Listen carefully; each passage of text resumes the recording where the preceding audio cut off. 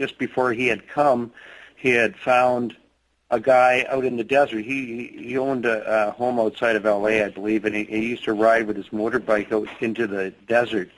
And just before he left, he had found a guy slumped up against a cactus who had blew his brains out with a shotgun. And ironically, years later, that's how he took his own life, not with a shotgun, but he did commit suicide using a gun. But he seemed very riveted to what had happened to him, and repeated it many times over the 2 weeks that I was with him. Yeah. That's a great story, because that is how Del Shannon ultimately took his own life. And folks, if you hear Tom Petty talk about it, you hear Bruce Springsteen talk about it, you hear any of the greats talk about it. I think I've actually heard Keith Richards talk about Del Shannon. Really underrated, really great musician. You probably need to check that out. He was, and you only saw a fraction of his talent on stage. We saw him play. He used to carry around an acoustic Ovation guitar, and he was an amazing guitar player. He had just an amazing falsetto on his voice.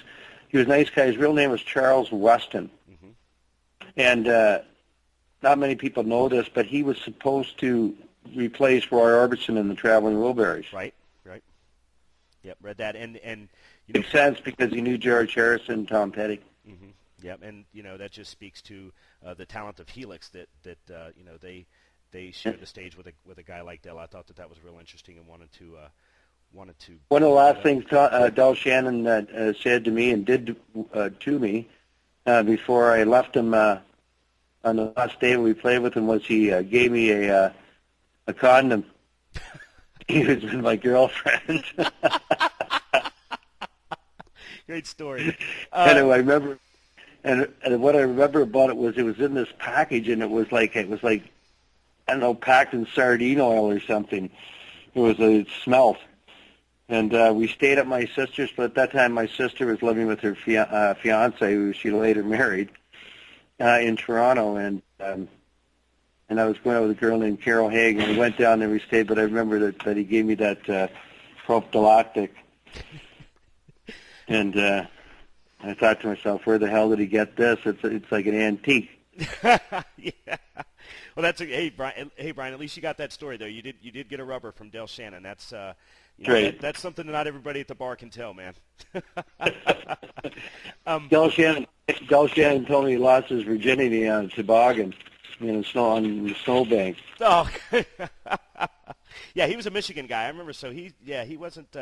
He probably seen some. Was it Michigan or Wisconsin? Michigan, I think. When I was doing the reach, I think he was born in Michigan. I think he spent time on a lot of places up in the upper Midwest. So he was no stranger to snow, that's for sure. Yeah, he told me a lot of stories, Del Shannon. Yeah, we were looking at. I know there's tour dates listed on the MySpace page and so forth, Brian, for November. Is there anything else going on here in the last part of October? I saw that maybe just the Western Canadian things were going to be going on, but is there anything at the end of this month? Because we're going to push the November dates as much as we can. No, we're just out east in November. We're working right now and getting into the very next weekend that we're home in Sarnia. It looks like we're going to be in Kitchener on the Friday night.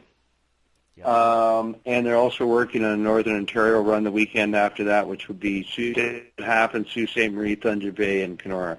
Right. So all our Canadian members out there, just be on the lookout, and we're going to keep you posted on what Helix is doing. Vagabond Bones is the new album. Brian Vollmer, this has been a real pleasure and honor for me. We've been big fans of Helix for a long, long time. We appreciate you taking the time. Thanks. I got the interview and go walking my dog.